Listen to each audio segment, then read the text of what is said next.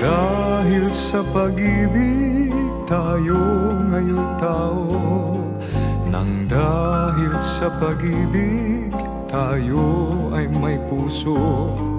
Minsan ang mata natin ay may luha, minsa'y patawa-tawa. Nang dahil sa pag-ibig, nang dahil sa pag-ibig tao'y nagbabago. Nang dahil sa pag-ibig nag-ibang anyo.